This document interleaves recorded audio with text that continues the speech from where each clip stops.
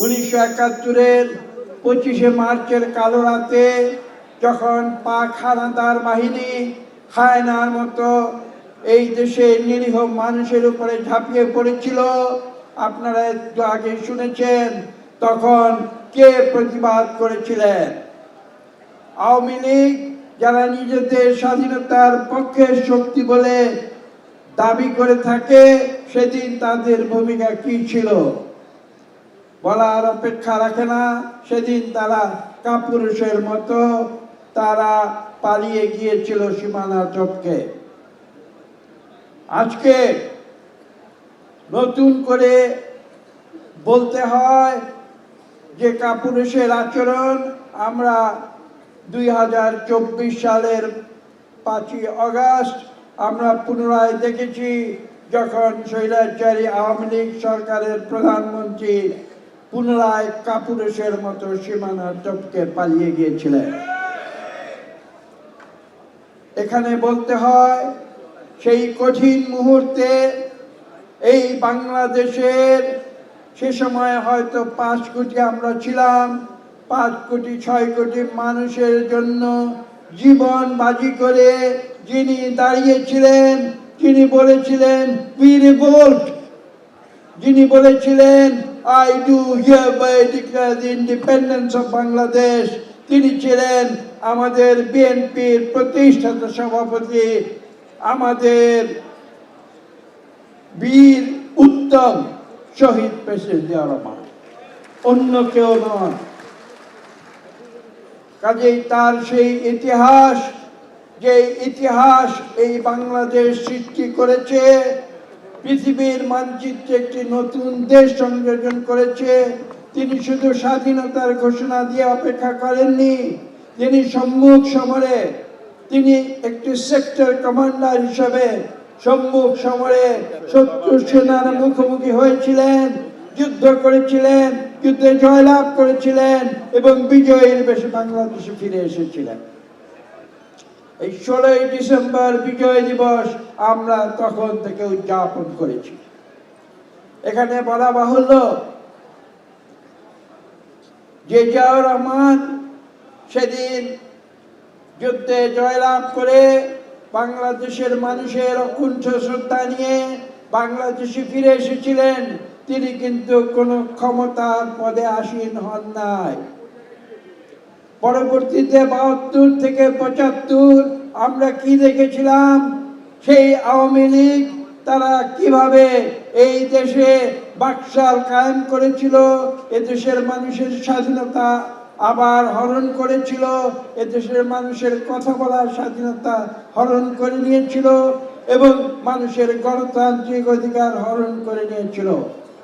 সংসদের ভেতরে মাত্র 11 মিনিটের ব্যবধানে তারা একদলীয় শাসন কায়েম করেছিল। একদলীয় শাসনের জন্য তো বাংলাদেশ সৃষ্টি হয়নি। আমরা বাংলাদেশ সৃষ্টি করেছিলাম কেন?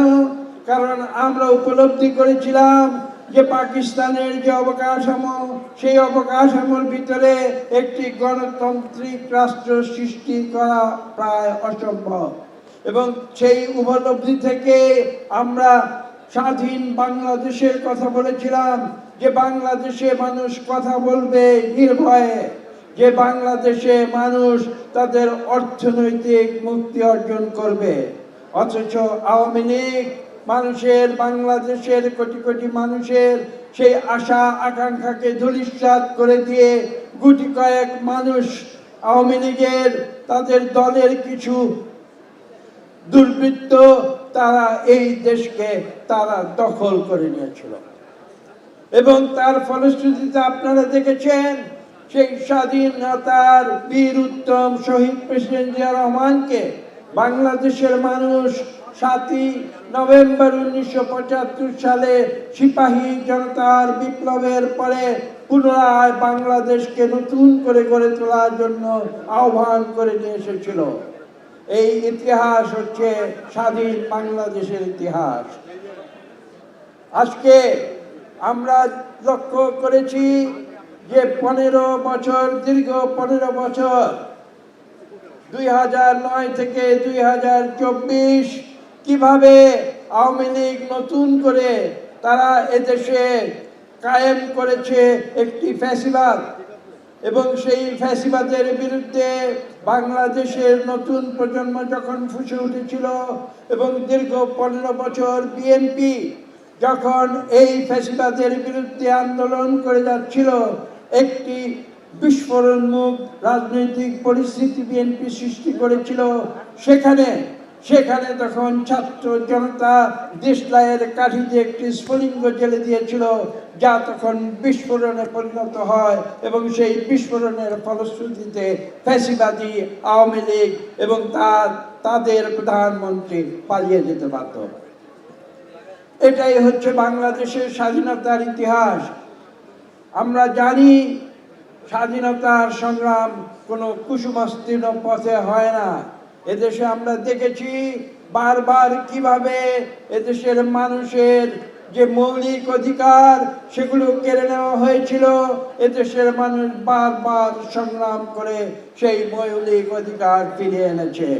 সর্বশেষ বিগত 24 সালের জুলাই আগস্টের ছাত্র জনতার আন্দোলনের পরে আপনারা দেখেছেন আমরা কিভাবে এদেশে নতুন করে একটি সংস্কার করে এদেশে একটি গণতান্ত্রিক সমাজ ব্যবস্থা এবং রাষ্ট্র ব্যবস্থা প্রতিষ্ঠার পথে সামনের দিকে এগিয়ে চলেছি, এবং যার ফলশ্রুতিতে আগামী ফেব্রুয়ারির 12 তারিখে নির্বাচনের তারিখ ঘোষণা করা হয়েছে।